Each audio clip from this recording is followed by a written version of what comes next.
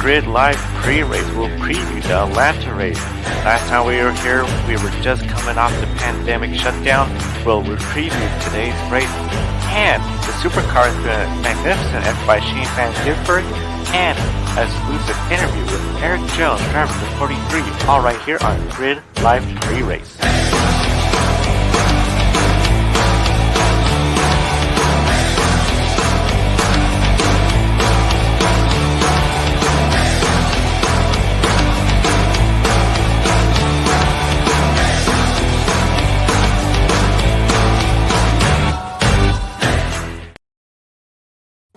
Hello, everyone. Welcome to Grid Live Pre-Race. With me, Adam Lemerise, our supercar expert. We got supercars. We also have NASCAR Cup Series.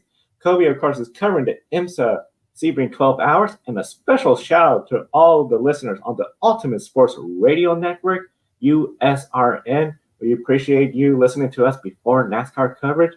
And we'll start with the NASCAR Cup Series at Atlanta Motor Speedway. For the first time since 2010, the Atlanta Motor Speedway will host 2 Cup Series races in a single season. This is really significant because that second race date is going to be in the regular season. It's not in the playoffs. So when it comes to having another race in Atlanta, which is replacing Kentucky, how big is it for the teams, especially knowing we're coming back here in the regular season? I think it's really cool to see Atlanta having two race dates again. I can say for all the fans watching, I have gone to Atlanta Motor Speedway before, so I think it's really good for the economy down there, not only for the state of Georgia, but also the city of Atlanta. I think it'll be a really good race this weekend. You have several good storylines leading up to it. We all know that Denny Hamlin starts on the pole, but this is Chase Elliott's home track. He was raised in Dawsonville, Georgia. He's raced Legends cars there in the past. So I think overall it should be a good race on Sunday in the Peach State of Georgia. A good day. And then, of course, when it comes to Atlanta, we've seen particularly 2 drivers dominate the races there. So I see when this racetrack announced they're going to have 2 races in the regular season, this is a learning opportunity. If you're a team, especially like Bubba Wallace, Richard Childress Racing, Petty Motorsports, go out there, try to learn something, see if maybe by the time we come back here, it'll be a much hotter race in Atlanta, but probably have a better shot at going at the top 2, which of course are Kevin Harvick, Brad Keselowski. The 2 of them, they have won just about every race at Atlanta since 2017. The last winner that was not Brad Keselowski or Jimmy Johnson was in 2006. Was not Keselowski or Harvick, was Jimmy Johnson in 2016. Is this a racetrack both Harvick and Keselowski are going to go out there and potentially win? Or do you see one of those 2 drivers having the upper hand currently? I think on Sunday, I think both those drivers, both Kevin Harvick and Brad Keselowski, will be in contention to win the race. Like you said, Joe, they have won at this track. They have had success, and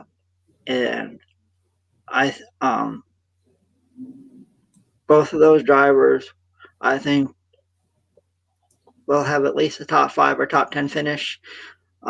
You can never count out those 2, especially here at the Atlanta Motor Speedway. Cannot count them out. Both of them are starting up in the top 10, which is really huge.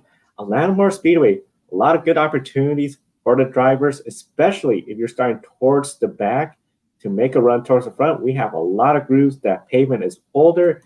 You have a good handling car. It seems to be this race is more in control compared to a road course or a super speedway where you have a lot more variables that are out of your control. Now, this is a question I did ask Eric Morola earlier this week about the disadvantages of starting towards the back. I know you mentioned about the bad luck. A lot of times this year after the Daytona 500, you've been starting towards the back. The starting towards the back make the race more challenging going towards the front, and is starting hopefully up front this week in Atlanta just a great way to approach going for a top 5 and a win. Yeah, so starting in the back is a dagger every week, and that's the hard part about the situation that we're in now. Not only the fact that we don't get practice, but that when you have a bad weekend, it doesn't end with that weekend. It carries over into the next week. Used to, if you had a bad weekend, you could put it behind you. You go to the racetrack the next weekend, and it's a fresh start. You practice, you qualify, you have an opportunity to qualify up front and get a good pit selection and a good starting spot and really start completely over with that brand new weekend. Now, when you have a bad weekend, it really carries over to the next weekend because you have a bad starting spot, you have a bad pit selection. A bad pit selection usually means that you're going to be pitting around other cars that are competitive and on the lead lap. So you're constantly going to be battling with them getting in and out of your pit box. It just makes everything more difficult and harder to dig out of these holes. So yeah, it is a challenge. With starting in the back, not scoring stage points usually in the first stage. When you start deep in the field, it's hard to come through the field and score stage points in stage 1 when you start in the back. So it's just a really different approach in a different set of circumstances now with starting the race based on how you finished last time and your pit selection and everything being geared off of that. It definitely makes the momentum harder to swing and turn it around. Thank you. Now, of course, that challenge being at Atlanta Speedway this weekend, Erik Amarillo, he is starting in the top 20, so a little bit of advantage. And of course, Atlanta lately, a lot of long green flag runs, potentially a good opportunity for him to get his season off to a better and better start. This day in Atlanta today, we have 2 races. We're going to have the Xfinity Series, but first, the trucks. And here is Kobe with a Truck Series preview. Hello, everyone. Good afternoon. I'm a little busy right now covering the RZ, but I thought I'd drop in to give you a NASCAR news update. It's a special NASCAR doubleheader Saturday on FS1 starting at 2:30 p.m. Eastern Time. The NASCAR Camping World Truck Series kick off the day at Atlanta Motor Speedway. I thought it would be a good time to remind everyone about this race since it seems like we're getting ahead of ourselves already in Bristol for the dirt race. So one race at a time, people. I promise you'll get your Bristol dirt race soon enough.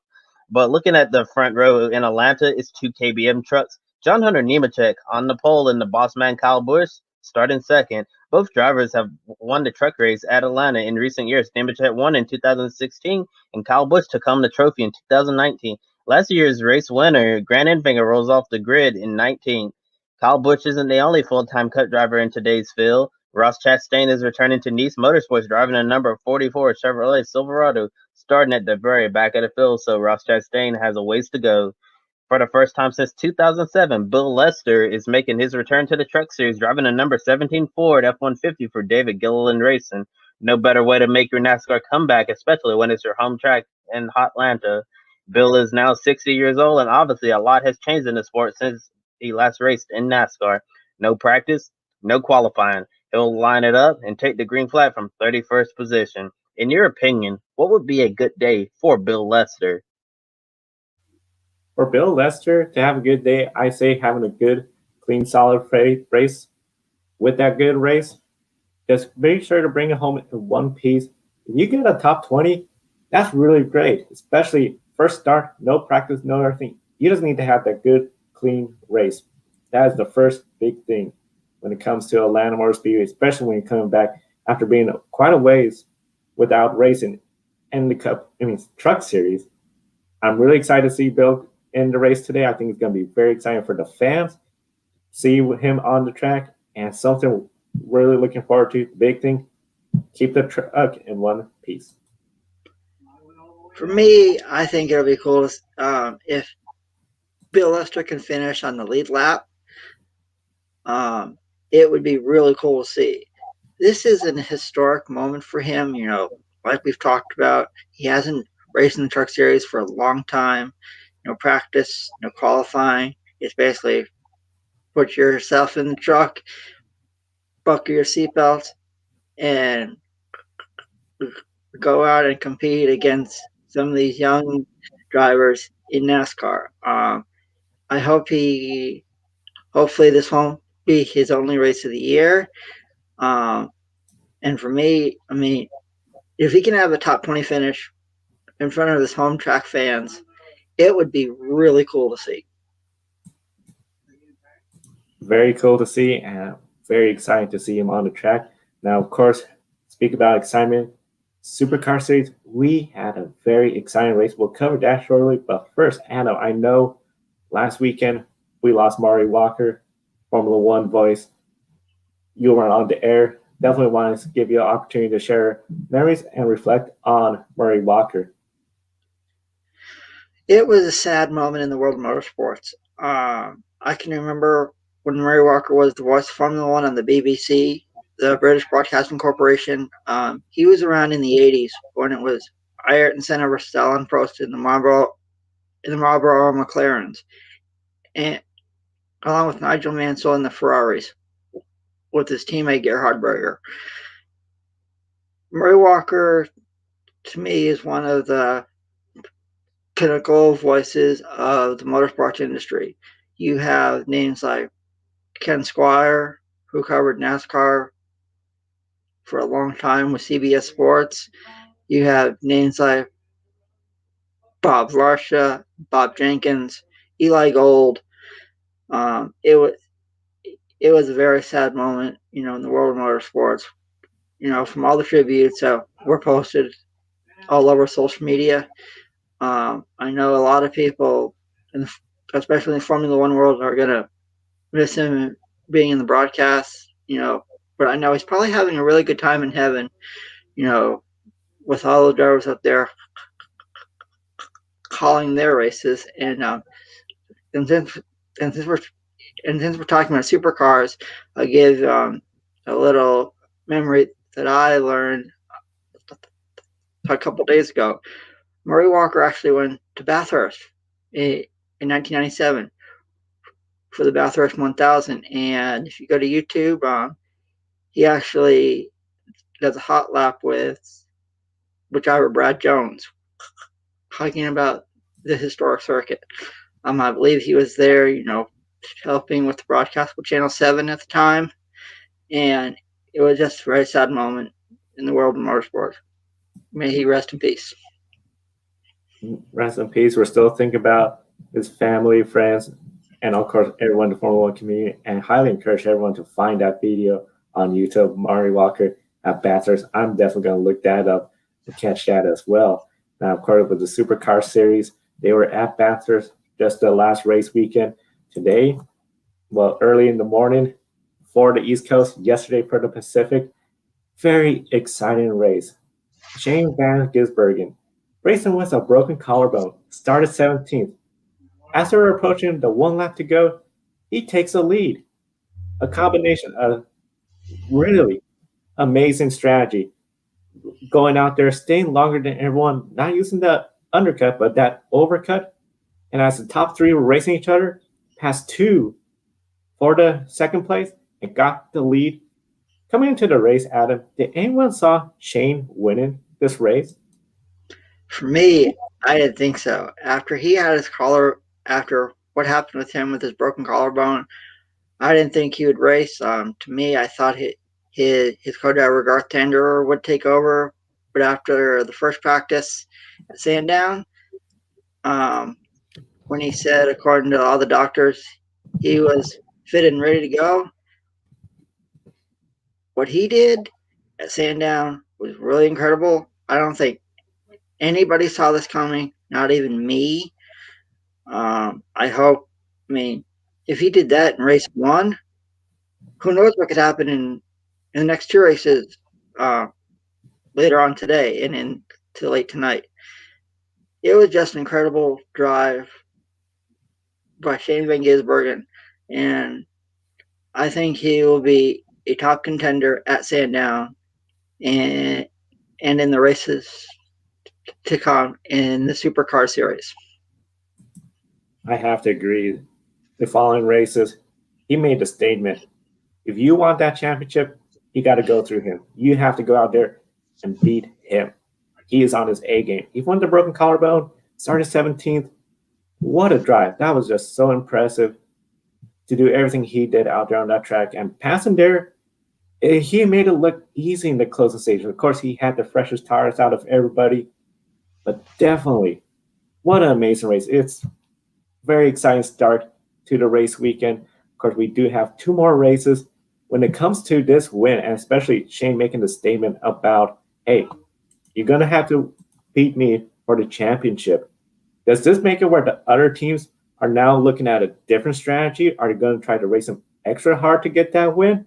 Because is there the sense that you got to beat Shane early to prove you're worthy of contending for that championship? To me, I think this year you're going to have to beat Shane Van Gisbergen for the Supercars title. He's won the first 3 races of the season, and he may continue what his fellow Kiwi Scott McLaughlin did last year. And to give the fans some perspective, at Sandown, it's a track that Scott McLaughlin has not won at. So, and also a very unique part about the track is inside Sandown International Raceway is a thoroughbred horse racing track, which is still used today. For you NASCAR fans that are watching, it's kind of like Dover International Speedway, because as we all know, inside that track is Dover Downs Harness Track, which is also used today.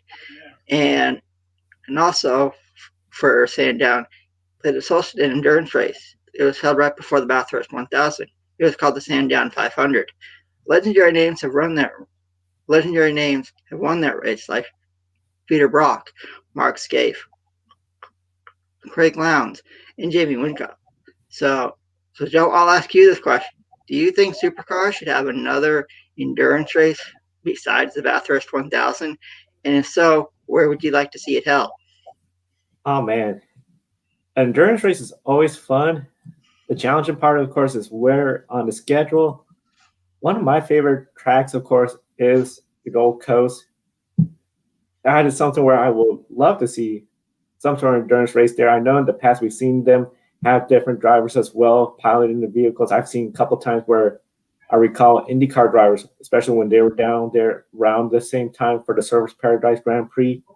That'd be really exciting. So it's definitely something where we encourage all the fans, the viewers, and the chat room to share as well when it comes to the Supercar Series. And of course, the Supercar Series, they have 2 more races, as Adam mentioned, later tonight for the East Coast, early in the next morning. And for the Pacific, definitely is going to be tonight. But definitely tomorrow, the NASCAR Cup Series revisiting Atlanta Motor Speedway. Martin Truex Jr. surprised everybody with a win. A lot of folks didn't see him as a contender to win, even though he is part of Joe Gibbs Racing. A lot of folks had anticipated Denny Hamlin, Christopher Bell, or a Hendrick, somebody else up there. When it comes to Hendrick Motorsports, Kyle Larson was up there a lot of times. Really the only driver from Hendrick Motorsports that was contending for the lead. But the big thing, we saw the big 3. Hendricks, Gibbs, Penske, Atlanta. Do you see the top 3 teams of Hendrick, Gibbs, and Penske dominating the race again? I sure do. Being it's Chase Elliott's home track, he'll want to do good in front of his home state fans. I mean, Hendrick Motorsports has been on a roll this year, and I think the top 3 teams in NASCAR will be dueling out for the win tomorrow. But you never know. Atlanta is a 1.5-mile track, and anything can happen there. Overall, I think it'll be a really good race tomorrow. I think the weather's supposed to be good down there in Hampton, Georgia. So it'll be great to see fans at the track again. So I'm encouraging the viewers to watch all the action tomorrow on FS1 with the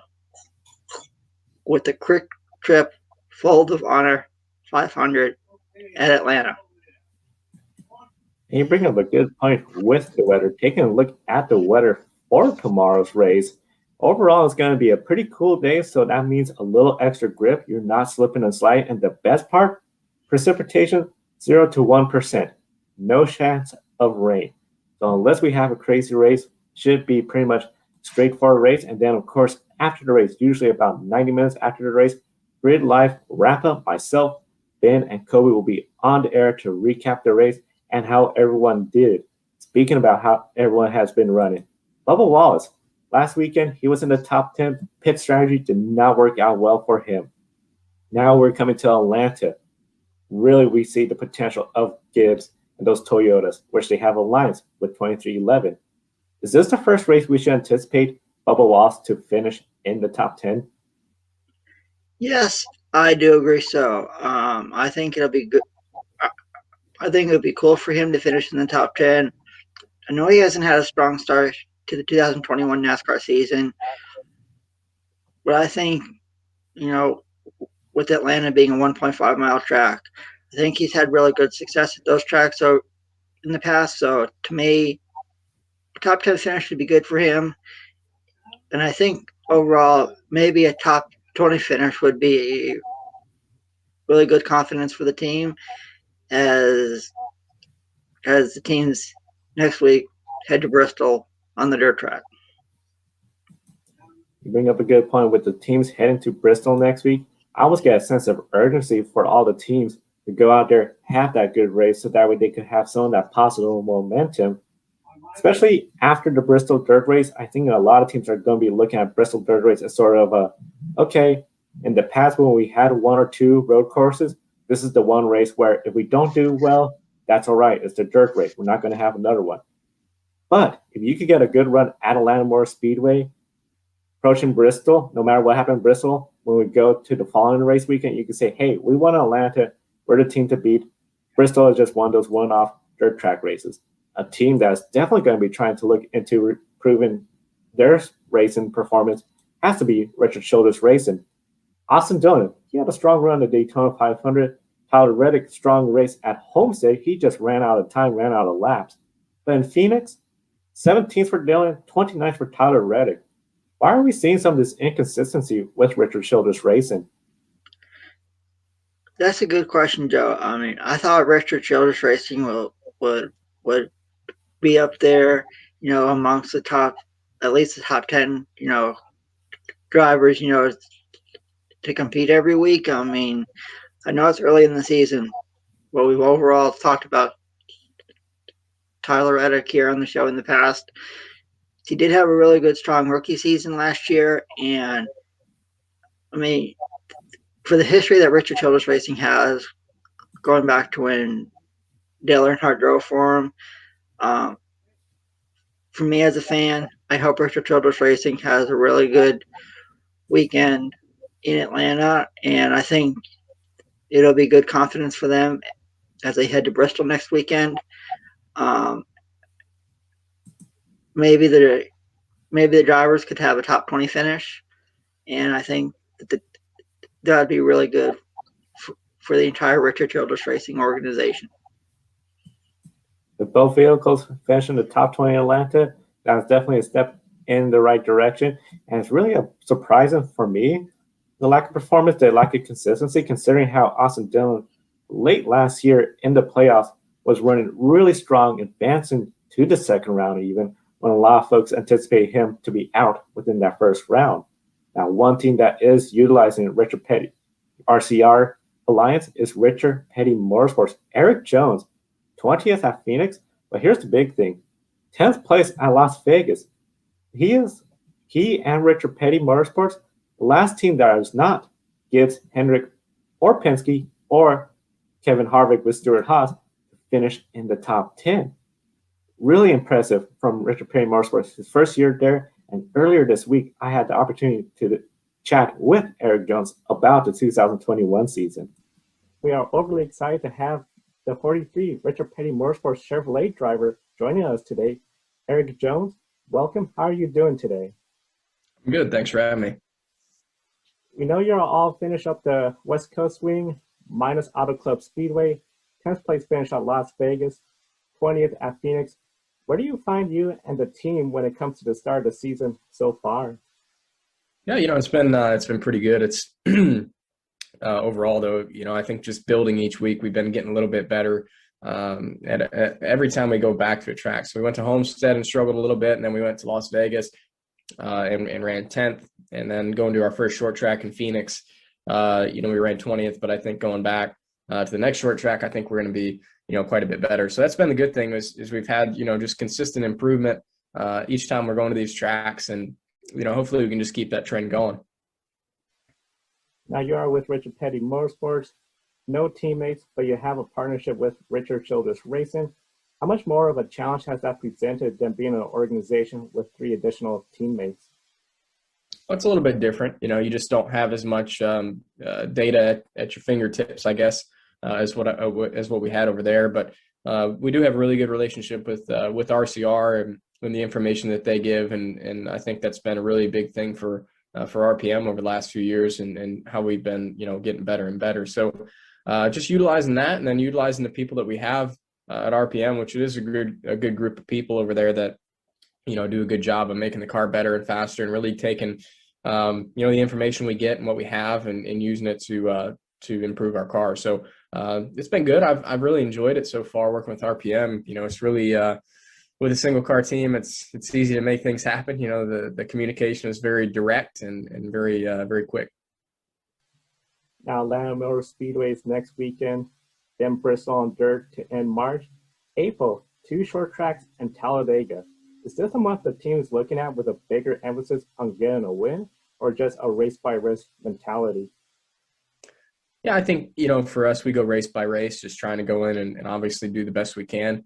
Talladega, obviously, is an opportunity for anyone to win. So we always look at that as a chance to go out and try to win. But just taking it race by race, doing the best we can, getting the best finishes we can, and the most points we can. And, we were kind of clawing back from Daytona. We got in that wreck there at the start of the race, so we were down quite a bit in points, and we've done a good job, just kind of steadily getting back up towards the top 20 in points, which is where we want to be. So just got to keep plugging at it, each week. And then obviously if we can go to a place like Talladega and snag a win, that's awesome. That gets us in the playoffs, and that's a big goal at the end of the year, So you got to take it race by race, so I think for us. This year you are with crew chief Jerry Baxter. Last year, the team had 1 top 5 finish, 5 top 10 finishes. How has the chemistry between the two of you developed so far, especially with the pandemic challenges where in-person interactions are limited? It's been good working with Jerry more and more here. It is tough because you don't have practice and obviously all that stuff. So you don't have that time to kind of work with each other and learn more and more. But, we've learned a lot over the races already that we've run. As far as when I'm asking for something, kind of what adjustment I need, what I want. And that's been good. I think Jerry's been doing a really good job, and he's got a hard job, brand new driver, and he's got to learn quickly kind of what I'm asking for and how I want my car to handle and drive. So I think he's been doing a good job with it though, and adapting to it as quickly as he can. So Jerry, has done a good job, I think, over at RPM over the last year, really, keeping the team rolling in the right direction, getting better and better. So hopefully we can keep doing that this year. And, Jerry, he's a good crew chief. He really is. He's passionate about it, cares a lot. And it's been good to see. You are driving the iconic 43, one of the 3 car numbers associated with 7-time champions. How has being associated and driving for Richard Petty changed your approach to the season compared to past seasons? Well, for me, it's been really special. Getting to go over to RPM and drive the 43 cars is a really cool opportunity. Getting to know Richard Petty himself has been neat. He's a cool guy, and spending some time with him has been fun and getting to hang out. But obviously you just want to make your own mark in that car and your own chapter. They've had a lot of great drivers in that car over the last 60, 70 years that the number's been around. So it's been cool. And for me, like I said, I just want to be able to make my own mark in that car and hopefully go out and have a lot of success in it. Now, the pandemic and NASCAR protocols limiting on-track time, has that been an advantage for you considering new team crew chief, or is that a disadvantage compared to teams that have the same combination of drivers and crew? Well, I think it's a little bit of a disadvantage for us. We would love to have practice and go out and be able to kind of work on our car and make it better. And that just helps, the team chemistry too, just getting to know each other and work with each other. And figure that out a little bit quicker. So that's been somewhat of a disadvantage, but I think we've done a good job of working through it and making the most of it what we can without the practice. So we gotta deal with it. We got a few tracks that have practice this year, so that'll be nice to take advantage of. But for the most part, it's not going to be any practice for us. And reflecting on when you were racing short tracks, hoping to get into the NASCAR Cup Series, did you ever imagine yourself behind the 43, the iconic number of the King? Probably not. Growing up, being a fan of the sport and watching racing, I didn't ever think that I would probably be in that car. So really just wanted to be in NASCAR when I was younger and have an opportunity to race there. So the 43 car is definitely, one of the biggest numbers in the sport. And for me, my grandmother was a huge Richard Petty fan, so it was pretty cool for me to get in that car and see how excited she was about that. So it's been a cool opportunity so far this year, and I think I think we got a lot of good things ahead. Erik, pleasure having the opportunity to talk with you. Thank you, and the best of luck. Sounds good. Thank you. And once again, a big special thank you to Erik Jones and Richard Petty Motorsports for their time for the interview. When it comes to Erik Jones and this year, Daytona 500, wreck crashed out, missed opportunity, but it seems that team is really starting to get everything together. And I think there wouldn't be a big surprise if we saw them in victory lane. They're starting to get everything rolling towards their way. Now here is Kobe with an Xfinity preview. We talked about the first half of the doubleheader coming on at 5 p.m. Eastern Time, also on FS1, the NASCAR Xfinity Series. Last weekend, Austin Cindric became the first repeat winner of 2021 by taking home the checkered flag in Phoenix. He starts on the pole today in Atlanta and definitely carrying all of the momentum. Jeb Burton is starting alongside him in second. Defending race winner AJ Allmendinger third.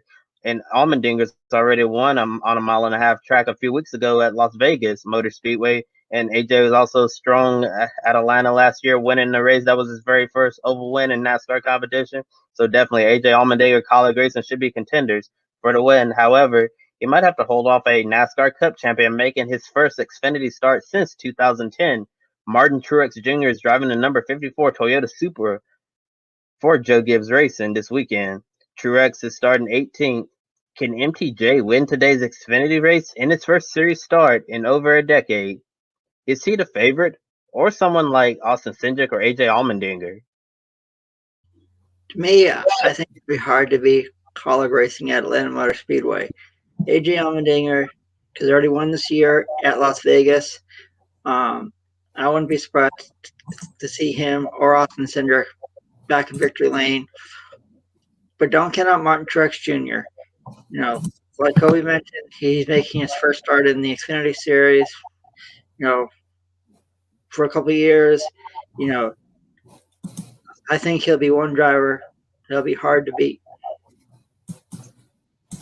I do see him being one of the hard to beat drivers. Yes, a lot has changed in the Xfinity Series, but Martin Truex Jr. is definitely one of the best drivers out there. I see him going out there, getting really used to that vehicle. He might be in that first stage a little bit, taking it easy, but he'll be really pushing it in the second. And then the third stage, I will not be surprised if we're saying Martin Truex Jr. is contending for the win. Speaking about win, it is time for just about everyone's favorite segment of the program, Pick a Winner. And of course, Matt last weekend picked Martin Truex Jr., so he is now up to 3. I'm still at 2. Kobe, Adam, down to 1 each. We have 2 more supercar races, and of course, the NASCAR Cup Series race. We encourage everyone to share their picks. Starting with the NASCAR Cup Series race at Atlanta, who do you see winning, Adam? Well, it's going to be a hard pick, but I think for me, I'm going to go with the driver who is from Dawsonville, Georgia, who has had success in the Legends cars at this track. He'll be in front of his home state fans, and I'm going to go with Chase Elliott to pilot the number 9 Napa Auto Parts Chevrolet in victory lane in Atlanta. Well, my pick for the Cup race, I think it's going to be a good day for Team Penske, and I think the driver of the number 12 Ford Mustang is going to win the race, so going with Ryan Blaney. And I'll be going with another Ford. I'm going to go with Kevin Harvick. I feel this is a track He knows how to win. The crew, there's not a whole lot of changes, so I do see that number 4 pulling into victory lane. So now that leaves the 2 supercar races, starting with race 1 and then race 2. Who do you see winning each race, Adam? Well, Joe, it's hard not to go against Shane Van Gisbergen right now. I mean, he is 3 for 3, but I think, all streaks must come to an end. I think it'll be his teammate Jimmy Wincock winning race 1. And then I have someone who has finished in the top 5 at Sandown in the first in race 3 earlier. I'm going to go with Cameron Waters driving the Monster Energy Ford Mustang for Tickford Racing. And my picks for Supercars race 2 and 3. In race 2, give me Cam Waters. And final race of the weekend, I'm going to say Chaz Mostert. And I'm going to bet that the streak will continue. I see Shane taking the win today. And then for that second race, I think I'm going to go with Chaz Mostert as well. I think it's going to be really hard to do 5 in a row. And of course, if he does 5 in a row, we encourage everyone to tune in to Grid Life Wrap Up Sunday, approximately 90 minutes after the NASCAR Cup Series race. Very exciting weekend of racing overall. And we want to give a shout out to Radius Racing. Yesterday, Alonso Chicano got the win in the NASCAR Truck Series race for the Galaxy Cup Series. Very exciting, leading up to 1, 2, 3, 4 effort in the Truck Series. A big congratulations to Radius Racing Alonso on that win. And a special thank you for providing the on-board lap for our Sebring pre-race show, which was earlier today. And of course, the Grid World Motorsport League is underway right now. Here is their top 10 entering this weekend. Already we know there's going to be potential changes with the Xfinity Series, Sebring, and the NASCAR Cup Series. We might see a shuffle in the top 10, especially with the Sebring's 12-hour race. So very exciting. Encourage everyone to follow Matt at the World Motorsport League at grid_WML on Twitter. Be sure to subscribe to our Patreon. We post exclusive coverage there, including we posted the Erik Jones interview earlier on our Patreon for all our members to enjoy prior to airing it here. We invite you to go there, support the Grid Network, keep us on the air. Your money will get us on the air, and we do financial reports, so we are very transparent with how we utilize your investment in the Grid Network. And of course, Publis. If you're a Grid Network viewer, you get a 10% discount on all purchases for everything for dogs, whether it's dog leashes, dog clothing. And all the proceeds goes to, 10% of the proceeds goes towards helping rescue sick and homeless dog, a great cause that we care about. Of course, we have Kiska, our work dog here chilling. She is a rescue dog. And of course, we just encourage everyone, if you love dogs, check them out and get that 10% discount for being a Grid Network viewer. Adam, definitely going to be a very exciting race weekend. Thank you for being on the program with us. And we thank all of our viewers for tuning in today. I'm Joe Samaniego. Enjoy the races, and we'll see you all next time. Joe Samaniego here. Want to invite you to go check out Publis. Publis is a dog clothing and accessory company based in Austria. 10% of each of your purchases goes to helping dogs in need, whether it's homeless, sick, or ill dogs. This is one of the reasons why we support it. Kiska here is a rescue dog from rural Alaska and our Grid office dog. We care about our furry buddies, and we know you do as well. Definitely check out Publis.com. There's a link on the video description, and by clicking on that link, you get a 10% discount on your purchase as well.